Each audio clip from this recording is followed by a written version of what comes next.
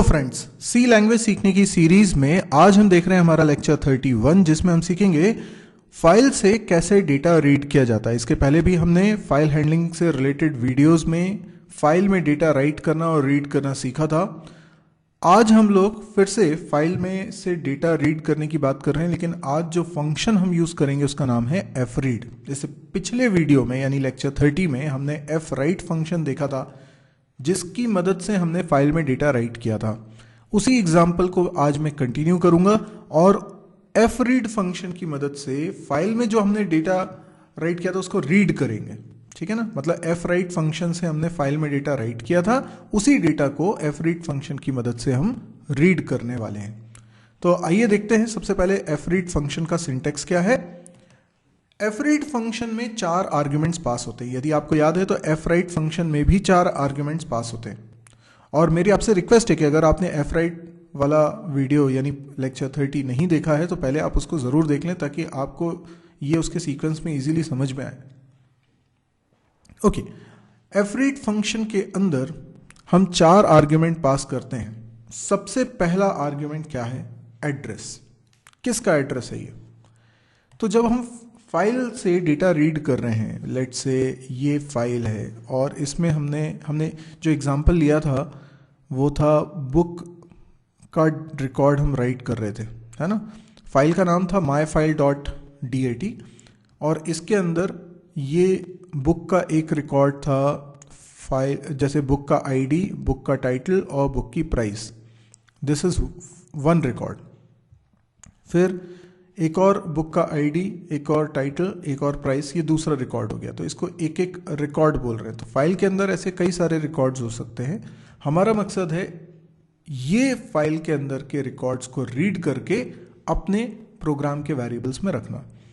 तो हम जानते हैं किसी भी फाइल को एक्सेस करने के लिए ज़रूरी है फाइल पॉइंटर। तो हम अपने प्रोग्राम में एक फाइल पॉइंटर तो बनाने वाले हैं। फाइल पॉइंटर क्या है?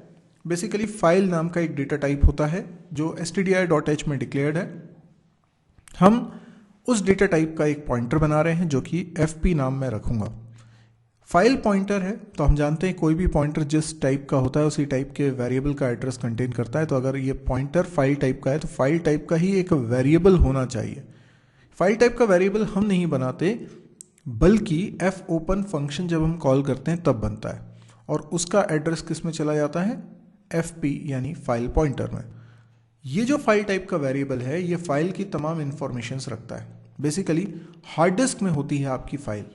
यस, हार्ड डिस्क में आपकी फाइल होती है। जैसे कि myfile.dat कहाँ रखी है? हार्ड डिस्क में। जब आप fopen फंक्शन अपने प्रोग्राम में कॉल करेंगे और इस फाइल का नाम मेंशन करेंगे तो होगा ये कि ये फाइल रैम में लोड हो जाएगी। ये पूरा का पूरा पोर्शन मैं रैम बोल रहा हूँ, रैम में हमारे प्रोग्राम को जो मेमोरी मिली उसको बोल रहा हूँ। तो ये फाइल ओपन हो जाएगी fopen फंक्शन की मदद से, जिसका मतलब ये होता है कि हमारे प्रोग्राम में कुछ मेमोरी एलोकेट हो जाएगी इस फाइल के कंटेंट को रखने के लिए। और ये बेसिकली क्या कहलाता है? बफर। ये बफर ये एक मेमोरी ब्लॉक है जिसमें फाइल का कंटेंट आ चुका है और इस बफर वाले ब्लॉक को पॉइंट करने के लिए चाहिए एक पॉइंटर। और ये पॉइंटर कहाँ है? फाइल टाइप के वेरिएबल के अंदर। तो fopen फंक्शन क्या क्या करेगा? एक तो फाइल को ओपन करेगा, मतलब फाइल के बारे में जो इंफॉर्मेशंस हैं वो फाइल टाइप के वेरिएबल में रखता है। यानी fopen फंक्शन एक तो फाइल टाइप का वेरिएबल बनाता है जिसके अंदर बहुत सारे वेरिएबल्स होते हैं, क्योंकि ये स्ट्रक्चर है एक। इसमें किसी में लिखा है कि फाइल का साइज क्या है और फाइल से रिलेटेड कई सारी इंफॉर्मेशन इसके अंदर रखी हुई है, जिसमें से एक पॉइंटर भी होता है जो इस ब्लॉक को पॉइंट करता है, इस बफर को पॉइंट करता है। तो fopen फंक्शन ने एक तो फाइल टाइप का वेरिएबल बनाया, एक बफर बनाया, बफर में फाइल का डेटा रखा और इस बफर का एड्रेस इस पॉइंटर में रख दिया। और fopen फंक्शन ने इस फाइल टाइप के वेरिएबल के एड्रेस को रिटर्न किया जिसको हमने fp में स्टोर कर लिया। ठीक है, इसके बाद अब हम क्या चाहते हैं? रिकॉर्ड रीड करना। रिकॉर्ड रीड करना है तो मान लीजिए मैंने बुक टाइप का, बुक एक डेटा टाइप मैंने स्ट्रक्चर की मदद से बनाया हुआ है, तो बुक टाइप का एक वेरिएबल बनाया है लेट्स से b1। तो b1 क्या है? एक वेरिएबल है जिसके अंदर 3 वेरिएबल्स होंगे, बुक आईडी, टाइटल नाम का एरे और प्राइस नाम का एक वेरिएबल। अब ये 3 वेरिएबल्स ये 3 इंफॉर्मेशन कंटेन करेंगे, लेकिन इंफॉर्मेशन कहाँ रखी है? फाइल में। तो fread फंक्शन क्या करेगा? पहला रिकॉर्ड रीड करके इस b1 में रखेगा। अब ये कैसे होगा? तो fread फंक्शन के अंदर जो 4 आर्ग्यूमेंट्स हमको पास करने हैं, उसमें पहला आर्ग्यूमेंट हम पास करेंगे एड्रेस ऑफ b1। ये पहला आर्ग्यूमेंट होगा। क्यों? जहां पर हमें फाइल से डेटा लाकर रखना है उस जगह का एड्रेस हम देते हैं। फिर दूसरा डेटा होता है साइज ऑफ द रिकॉर्ड, मतलब जो रिकॉर्ड आप रीड कर रहे हो उसका साइज क्या है। तो उसका साइज उतना ही है जितना कि b1 का साइज है। तो हम दूसरा आर्ग्यूमेंट जो पास करेंगे वो हो जाएगा साइज ऑफ b1। ठीक है। तीसरा आर्ग्यूमेंट होगा नंबर ऑफ सच रिकॉर्ड्स, तो मैं लिखूंगा 1। और चौथा आर्ग्यूमेंट होगा फाइल पॉइंटर। तो इस तरह से 4 आर्ग्यूमेंट्स हमारे fread फंक्शन में पास होंगे। तो आइए, अगर आपको समझ में आया हो तो इसको हम प्रोग्राम करके बनाते हैं। तो ये हमें प्रोग्राम बनाना है। ठीक है। देखिए stdio.h हेडर फाइल को मैंने इंक्लूड किया हुआ है, और यहाँ पे ये भी देख सकते हैं कि बुक नाम का एक स्ट्रक्चर हमने डिफाइन किया है। इसमें बुक आईडी, टाइटल और प्राइस नाम के 3 वेरिएबल्स हैं। अब मैं मेन फंक्शन बना रहा हूँ। मेन फंक्शन में सबसे पहले मैंने बुक टाइप का एक वेरिएबल बना लिया है b1, इसलिए कि मैं जब फाइल से डेटा रीड करूँगा तो वो b1 में ला के रखूँगा। इसके बाद मैं फाइल टाइप का ही एक पॉइंटर वेरिएबल बना रहा हूँ। हम जानते हैं इस पॉइंटर वेरिएबल में वैल्यू कब आएगी, एड्रेस कब आएगा? जब fopen फंक्शन करेगा एड्रेस रिटर्न। fopen फंक्शन को मुझे बताना पड़ेगा कि मैं किस फाइल की बात कर रहा हूँ, myfile.dat। ये फाइल हम ऑलरेडी बना चुके हैं। इसके बाद मैं क्योंकि रीड करना चाहता हूँ तो R मोड में ओपन करूँगा, पर ये fread और fwrite दोनों फंक्शंस हम बाइनरी मोड के लिए यूज़ करते हैं, तो RB लिखूँगा, that is for binary mode. मेरी फाइल ओपन हो गई है। हो सकता है ना हुई हो, तो मुझे ये चेक करना है, क्योंकि रीड मोड में जब भी हम ओपन करते हैं और फाइल अगर पहले से एग्जिस्ट नहीं करती है तो नई फाइल क्रिएट नहीं होगी। तो मैं यहाँ पर चेक करता हूँ कि क्या fp में नल है ना, या ऐसा लिखता हूँ इक्वल टू नल। अगर नल है तो इसका मतलब क्या है? फाइल ओपन नहीं हो पा रही है, फाइल मिल ही नहीं रही है। तो printf फाइल नॉट फाउंड, और इनफैक्ट इसके बाद प्रोग्राम को ही एंड कर देना चाहिए। तो मैं यहाँ पर करली ब्रैकेट लगा देता हूँ, और ये इफ़ की बॉडी के अंदर मैं एक और स्टेटमेंट लिख देता हूँ exit1। ठीक है। अगर ये इफ़ ब्लॉक नहीं चला, मतलब fp में नल नहीं हुआ, तो मतलब फाइल ओपन हो चुकी है, और फिर ये इफ़ के आगे वाला कोड चलेगा। इफ़ के ब्लॉक में अगर चले गया तो इसका मतलब प्रोग्राम एंड हो जाएगा, एग्जिट फंक्शन चल जाएगा। तो अभी इफ़ में नहीं गए होंगे, इसलिए तो आप इफ़ की नीचे वाली लाइन तक पहुंच पा रहे हैं। अब हमको क्या करना है? अब हमें रीड करना है। तो हमें लिखना है fread फंक्शन, जिसमें हम सबसे पहले लिखेंगे एड्रेस ऑफ b1, जिसमें मुझे लाके रखना है रिकॉर्ड को। फिर मुझे लिखना है साइज ऑफ b1, और फिर कितने रिकॉर्ड्स? 1 रिकॉर्ड। कहाँ से रीड कर रहे हैं? fp। ये क्या हुआ? पहला रिकॉर्ड रीड होके b1 में आ गया। अब b1 की वैल्यू मैं प्रिंट करा सकता हूँ। कैसे प्रिंट कराऊंगा? printf, स्क्रीन पे प्रिंट कराता हूँ। 3 चीज़ें मुझे प्रिंट करानी है। %d मतलब बुक आईडी के लिए, %s टाइटल के लिए, और %f प्राइस के लिए। तीनों चीज़ें मैं मेंशन कर देता हूँ। कैसे मेंशन करूँगा? b1 में आ चुकी हैं सारी चीज़ें। b1 dot book ID, b1 dot title और b1 डॉट प्राइस। ठीक है। लास्ट में हमें लिखना है f क्लोज और fp पास करना है। ओके, ये हमारा प्रोग्राम बन चुका है। हम इसको रन करके देख सकते हैं। लेकिन ध्यान रखिए, जब मैंने पिछली बार जब fwrite फंक्शन समझा रहा था पिछले वीडियो में, तो मैंने यही प्रोग्राम बनाया था। उसमें मैंने डेटा राइट किया था। तो वहाँ मैं 2 डेटा राइट कर चुका हूँ, यानी फाइल में 2 रिकॉर्ड रखे हुए हैं। पर ये जो प्रोग्राम हमने बनाया, इससे सिर्फ पहला वाला रिकॉर्ड रीड होगा और वही दिखाई देगा। तो तो एक बार मैं इसको रन करके बताता हूँ, फिर चलिए तो बिल्ड एंड रन पे क्लिक करता हूँ। ये मैंने क्लिक किया और देखिए प्रोग्राम रन हो गया है और आउटपुट भी आ रहा है 100 ड्रिलिंग सी 345.5, यानी कि जो हमने रिकॉर्ड स्टोर किया था वो हमको दिख रहा है, पहला रिकॉर्ड दिख रहा है। फाइल में 2 रिकॉर्ड रखे हुए हैं लेकिन एक ही रिकॉर्ड हमने रीड किया है, क्योंकि एफ रीड फंक्शन जब हमने चलाया तो उसमें एक ही रिकॉर्ड रीड करने का प्रोविज़न हमने रखा है, तो पहला रिकॉर्ड हमें दिख रहा है। ठीक है, अब हम क्या चाहते हैं कि हम फाइल में अगर बहुत सारे रिकॉर्ड्स हैं सारे के सारे रीड करके और स्क्रीन पे डिस्प्ले करें। हमें नहीं मालूम कि फाइल में एक्चुअल में कितने रिकॉर्ड्स हैं, ठीक है ना, हमें नहीं मालूम कि फाइल में कितने रिकॉर्ड्स हैं। तो फिर हम कितनी बार एफ रीड को कॉल करें, क्योंकि एफ रीड पहली बार कॉल होगा तो पहले रिकॉर्ड को रीड करेगा, और जब मैं दूसरी बार एफ रीड को कॉल करूंगा तो ऑटोमेटिकली वो दूसरे रिकॉर्ड को ही रीड करेगा। इंटरनली जो बफर को पॉइंट करने वाला पॉइंटर होता है वो आगे बढ़ता जाता है। तो एफ रीड को रिपीटेडली कॉल करने से वो अगले रिकॉर्ड को रीड करता है। तो एफ रीड को मुझे कॉल कितनी बार करना है, जितने रिकॉर्ड्स हैं, पर हमें यही तो नहीं मालूम कि कितने रिकॉर्ड्स हैं।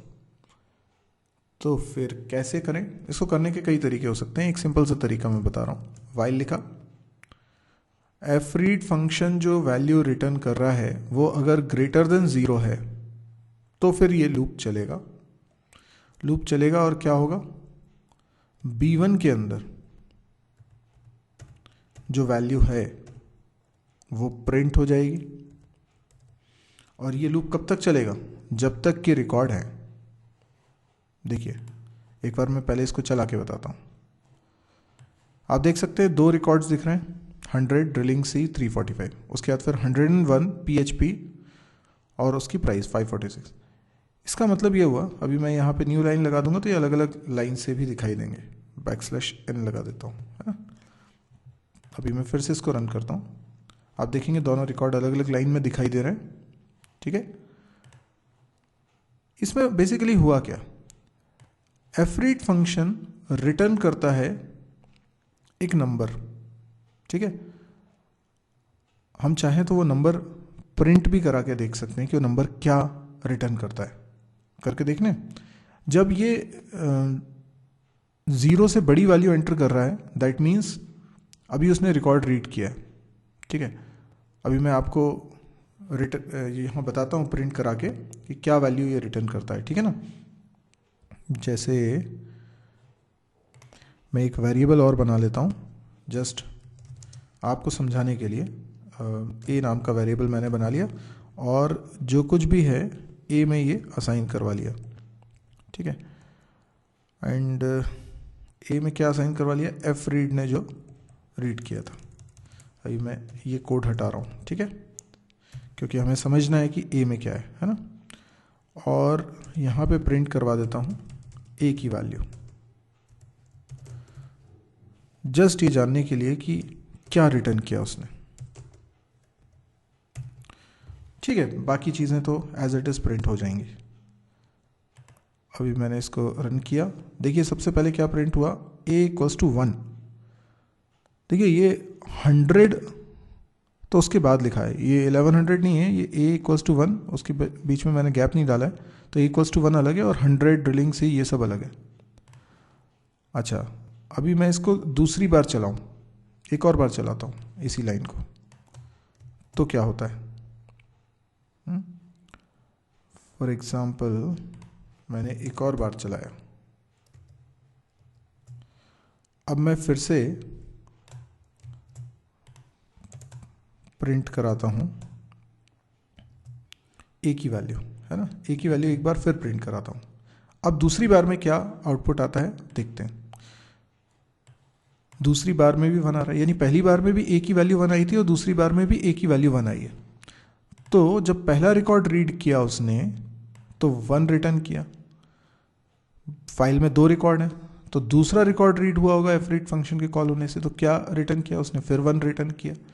अगर मैं एक और बार इसको कॉल करता हूं, अब रिकॉर्ड नहीं है फाइल में, ध्यान रखिएगा 2 ही रिकॉर्ड थे, तो तीसरी बार जब एफ रीड चलेगा तो ए में क्या वैल्यू आती है इसको समझना है। तो आप देख सकते हैं ए की वैल्यू 0 आ रही है, इसका मतलब 1 या 0 वो रिटर्न करता है। 1 0 को ट्रू फॉल्स की तरह मानिए। अगर फाइल में रिकॉर्ड है, एफ रीड ने रिकॉर्ड रीड किया है तो वो रिटर्न करता है 1। अगर फाइल में रिकॉर्ड ही नहीं बचे हैं तो वो रीड नहीं कर पाएगा और रिटर्न करेगा 0, दैट इज फॉल्स।